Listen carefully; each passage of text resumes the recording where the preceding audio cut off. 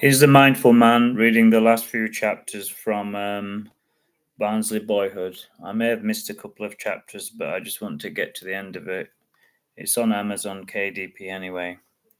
See that, said Tom. It must be a mirage. I've never seen so many empty chairs, he exclaimed with a chuckle.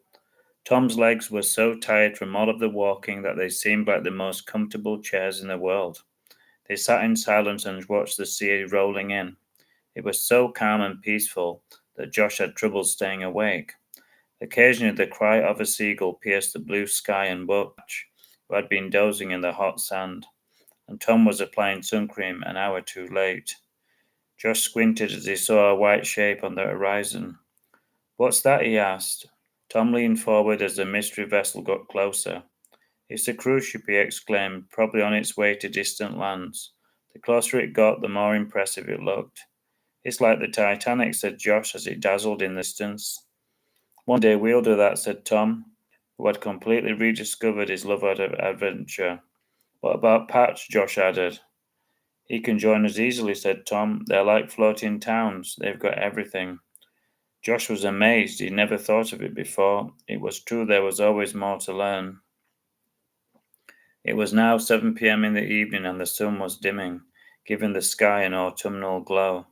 A light breeze put goosebumps on their arms.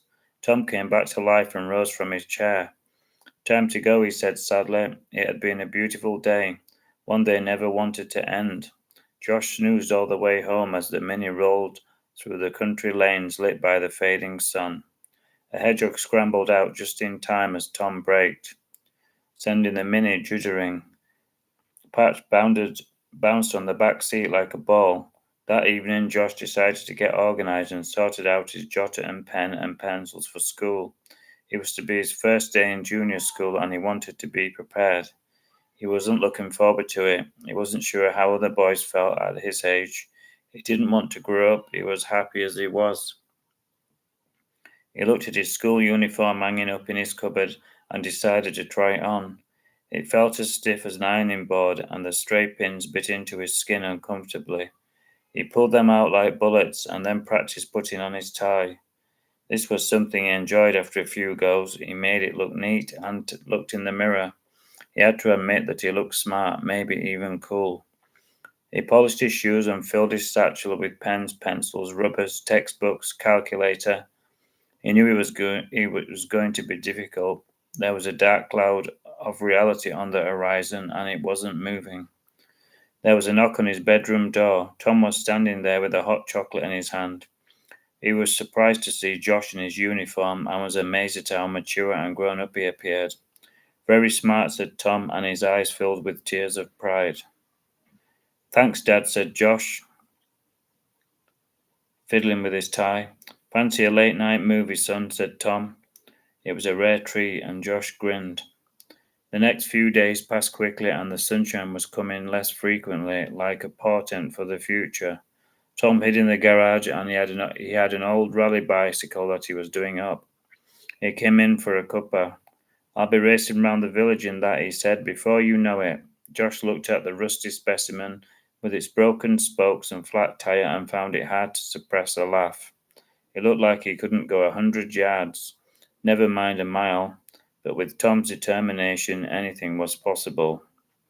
Josh was getting bored hanging around the house, so he went for a walk round the village to kill time. He sat on a bench and watched the ducks slowly glide over the surface. It was calming, like a meditation, and the hours slipped by.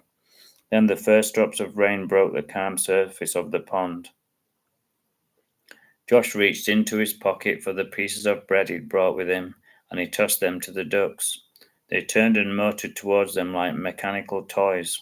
It was a joy to watch. He wished he could change places with them and live a simple, quiet life. The drops of rain were falling heavier, and the ducks sped away, looking for some kind of refuge. Josh walked home with one eye on the cloudy sky.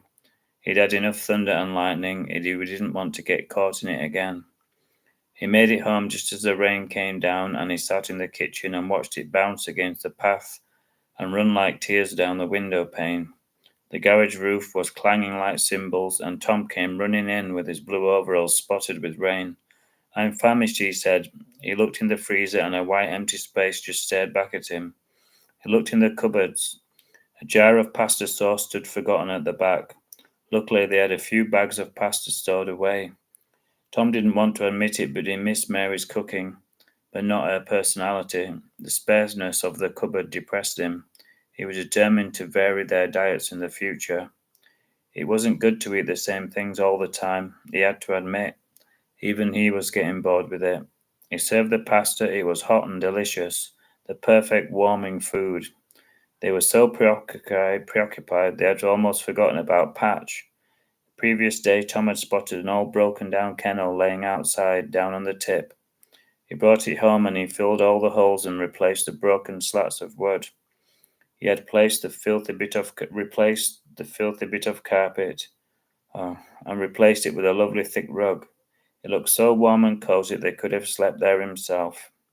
Patch seemed delighted when he'd seen it and bounded inside. He placed a round silver bowl inside and filled it with dog biscuits, which clanged invitingly. They put on their raincoats and went to check on Patch. Tom secretly hoped that he'd filled the hole successfully and that Patch wasn't floating in the kennel like a bemused plastic toy.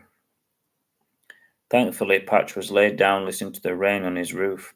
None of it was getting in, and Tom led Patch back into the house. And the wood was burning bright, and he snuggled down beside the fire. Tom and Josh finished off the pasta and turned on the TV. They were both ready to relax. It had been a long, tiring day. After a few hours, Tom fell asleep, and Josh quietly turned off the TV and crept up to bed.